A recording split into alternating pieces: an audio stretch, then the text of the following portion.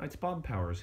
Today I'm going to talk to you a little bit more about shoe construction, and I've done a lot of videos, 2 or 3 in the past, about the same subject. So just really briefly, typically most shoes you're going to buy today are going to be made like this.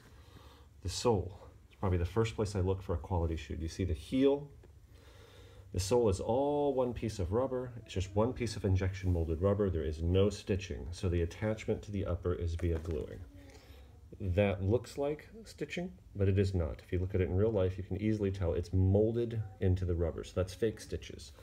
So basically the sole will come unglued from the leather, or the leather will just fall apart, or the sole will wear through. So that's the cheapest method of construction. That's what you get with most shoes.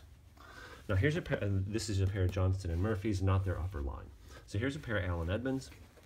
Now these, by the way, I live in the area where it's like 60% of the year it's wet, so this part here is added onto the shoe. It doesn't come on the shoe, so ignore that. But you can see it's a leather sole and it is stitched. Okay.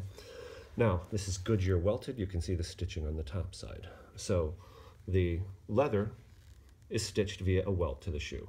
That's a great method of construction. Now here's a cool pair of Cole Haans. Now monk strap. Split toe, very cool. Now, if you turn the shoe over at first glance, you say, rubber sole, low quality, but This is what's known as a Dainite sole, I believe is who makes the sole. But you can see here, first of all, if you look, they're muddy, but do you see that? The heel, okay, is 2 pieces there. Do you see that mid-layer of leather?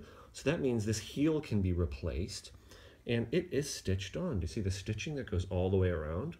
So even though it's a rubber sole, it has the same construction method, Goodyear welting. You see the stitches there?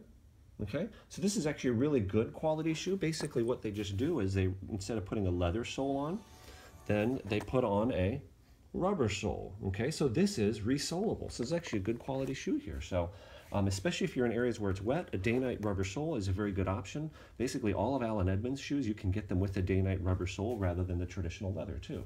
So there's my tip for the day.